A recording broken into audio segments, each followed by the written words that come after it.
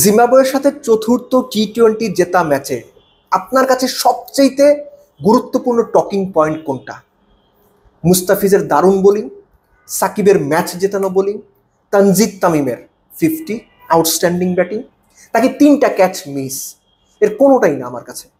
আমার কাছে হচ্ছে আমাদের মানিকগঞ্জে একটা কথা প্রচলিত আছে, সেটা হচ্ছে যে আপনার কাপড়, মানুষ যে পরে সেই কাপড়।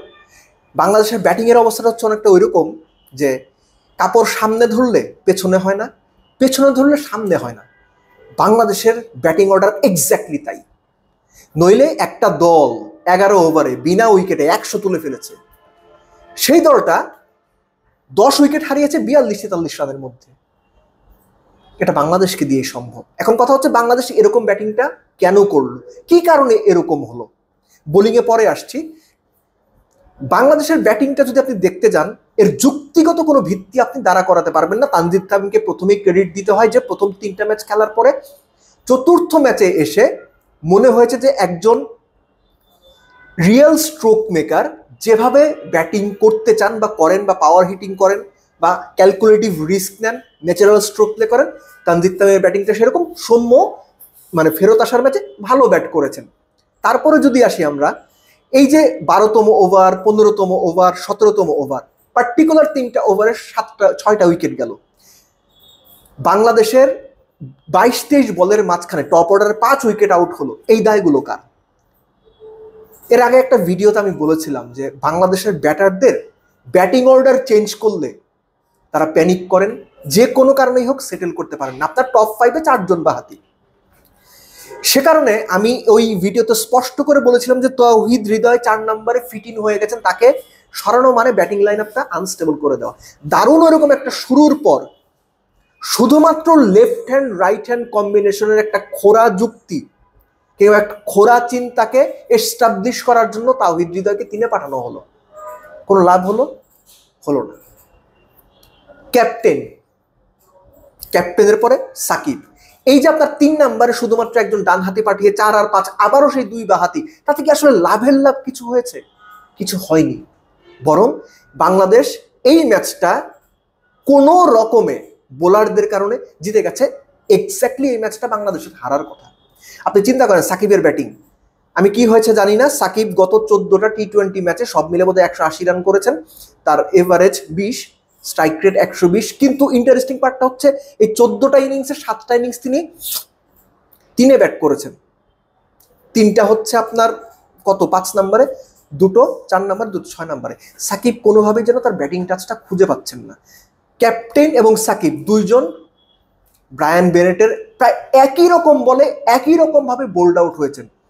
এটা কি বাংলাদেশের ব্যাটারদের ক্ষেত্রে এই যে অফ স্পিনার আসলেই বাহাতি ব্যাটসম্যানরা স্পেসিফিক্যালি একটা মানসিক দ্বিধায় ভোগেন, তার একটা উদাহরণ।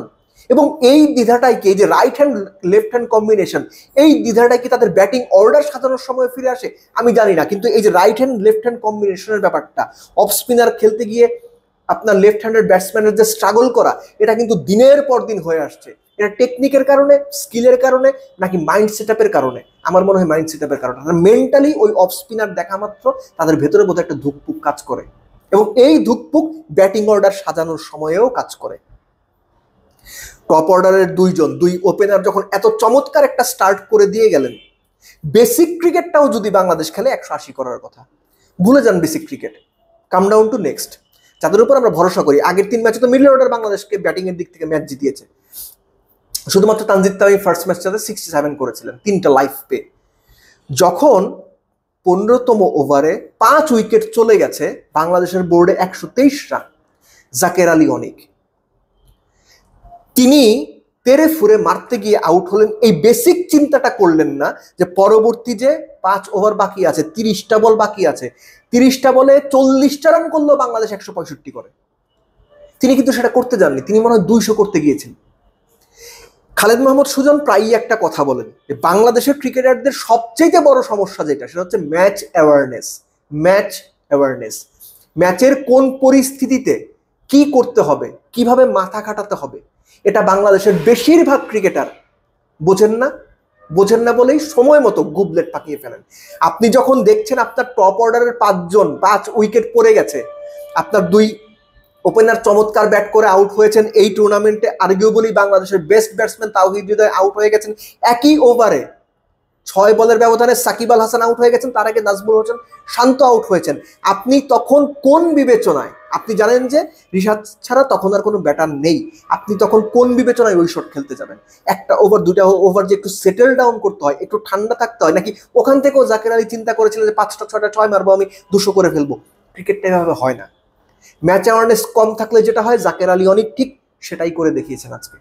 তার ফলশ্রুতিতে যে ম্যাচটা বাংলাদেশের অনায়াসে 180 করার কথা, সেই খেলায় বাংলাদেশ 143-এ কলাপস করেছে। ভয়াবহ ব্যাটিং বাংলাদেশের, 2 ওপেনার বাদ দিয়ে বাদ বাকি যে ব্যাটিংটা হয়েছে আপনি খেয়াল করে দেখবেন, কম বেশি সবাই, শুধুমাত্র শান্ত আর হচ্ছে সাকিব বাদ দিয়ে, তারা বলটাই বোঝেননি, ব্রায়ান বেরেটের বলই বোঝেননি দুজন। এই দুজন বাদ দিলে একদম রিশাদ পর্যন্ত সবাই 4 ছক্কা মারতে হবে, যে করে বলে মারতে হবে, শুরু দারুণ হয়েছে, এই ম্যাচ আমরা 250 করবো 200 করবো, এরকম বোধহয় মাইন্ড সেট আপ ছিল। ম্যাচের পরিস্থিতি যে চেঞ্জ হচ্ছে, জিম্বাবুয়ে যে 22-23 বলের ব্যবধানে 5 উইকেট নিয়ে ম্যাচে ফিরে এসেছে, ওই রেসপেক্টটুকু জিম্বাবুয়ে করে সার্টেন একটা পিরিয়ডের জন্য, 5 বল 6 বল 9 বলের জন্য যে একটু মাথাটা ঠান্ডা করা, এটা বাংলাদেশের ব্যাটারদের মধ্যে দেখিনি। খুবই অদ্ভুত এই ব্যাপারটা। এবং খেয়াল করে দেখেন, একটা ম্যাচেও কিন্তু বাংলাদেশ প্রপার একটা ভালো ব্যাটিং ডিসপ্লে দেখাতে পারলো না, যেটা নিয়ে আমরা বলতে পারি যে না, এই ম্যাচটাতে বাংলাদেশ সব মিলিয়ে ভালো ব্যাট করেছে, পারেনি। বোলিংয়ে যাওয়ার আগে বলে নিচ্ছি, আমি শুরু থেকেই বলে আসছি, এই যে জিম্বাবুয়ের এগেনস্টে বাংলাদেশের ফিল্ডিং এবং ক্যাচিং পারফরমেন্স, এটা বেশ খারাপ, বেশ খারাপ। এই ম্যাচেও 3টা ক্যাচ মিস হয়েছে। জাকের আলী অনেক একটা মিস করেছেন, তার আগে তাওহিদ হৃদয় একটা মিস করেছেন, এবং শেষের দিকে তানজিদ তামিম তিনি নিজেও একটা ক্যাচ মিস করেছেন। ফিল্ডিং মিসের কথা তো আছেই, সাকিব একটা হাফ চান্স মিস করেছেন, 50-50 চান্স। বড় ম্যাচ জিততে গেলে, বড় দলের এগেন্সটে জিততে গেলে এই সমস্ত ভুল করে আপনি কোনোদিনও পার পাবেন না, এমনকি 50-50 চান্সগুলো পর্যন্ত আপনাকে কাজে লাগাতে হবে। সেই তুলনায় ক্রেডিট গোস টু ক্যাপ্টেন শান্ত, তিনি মুস্তাফিজের লাস্ট ওভারের লাস্ট বলে ব্লেজিং মুজারাবানি যে মিড উইকেট দিয়ে মেরেছিলেন, সেটা কোন রকমে 6টা সেভ করেছেন। That was an outstanding save. ওই 6টা হয়ে গেলে বাংলাদেশ ম্যাচ হেরেও যেতে পারত। কিন্তু তারপর বলবো, ফিল্ডিংটা, ডাউন ফিল্ডিং এবং ক্যাচিং এই টুর্নামেন্টে বা এই সিরিজে মোটেও ভালো ছিল না বাংলাদেশের জন্য। Come down to bowling, as expected আপনার তাসকিন আহমেদ পুরো টুর্নামেন্ট জুড়েই বা সিরিজ জুড়ে যেভাবে তিনি দারুণ বল করছেন, এখানেও নতুন বল উইকেট তোলা কিংবা যখনই দরকার হয়েছে ব্রেক থ্রু দেওয়া। মুস্তাফিজ আইপিএলের দারুণ ফর্মটা কন্টিনিউ করেছেন। 19তম ওভারে যখন মনে হচ্ছিল জিম্বাবুয়ে ম্যাচটা বের করে নিয়ে যেতে পারবে, সেই সময়ে সেই ওভারটা তো তিনি দারুণ বল করেছেন। শেষ বলে ছক্কাটা হয়নি, এবং সেখানে যেটা আমি আগেই বললাম, শান্তর যে ফিল্ডিং, সেটা দারুণ একটা ভূমিকা ছিল। সাকিব আল হাসান যখন শেষ ওভারে 14 রান ডিফেন্ড করবেন, তখন খুব স্বাভাবিকভাবেই আপনি স্পিনারদের বল করাতে গিয়ে কয়েকবার ভাববেন। ভরসার জায়গা এইটাই ছিল যে জিম্বাবুয়ের 8 উইকেট চলে গেছে, কিন্তু তারপরেও কাজটা সহজ ছিল না। স্পেশালি ব্লেজিং মুজারাবানি যখন সাকিবকে একটা ছক্কা মেরে দিলেন, ওই ছক্কার পরে স্বাভাবিকভাবেই বোলারের মাথায় অনেক বেশি চাপ তৈরি হওয়ার কথা, প্যানিক করার কথা। সাকিব সেটা করেননি, রাদার মুজারাবানিকে রিড করেছেন যে তিনি কি করতে পারেন বা কি করতে যাচ্ছেন। কেননা ব্লেজিং মুজারাবানি মুস্তাফিজকেও সেম একই ধরনের একটা ছক্কা মারা ট্রাই করেছিলেন শান্তর হিরোইক ফিল্ডিংয়ে, সেটা হয়নি। মুজারাবানি ডাউন দ্য উইকেট আসবেন, এটা সম্ভবত সাকিব গেস করতে পেরেছিলেন বা তিনি বুঝতে পেরেছিলেন। বলটা ওয়াইড করেছেন, 1 রান হয়েছে, কিন্তু স্ট্যাম্পিংয়ে মুজারাবানি আউট হয়েছেন, এবং ইভেন্চুয়ালি ওই ওভারেই আরেক উইকেট তুলে নিয়ে জিম্বাবুয়ের ইনিংস সাকিব শেষ করে দিয়েছেন, বাংলাদেশ ম্যাচ জিতেছে।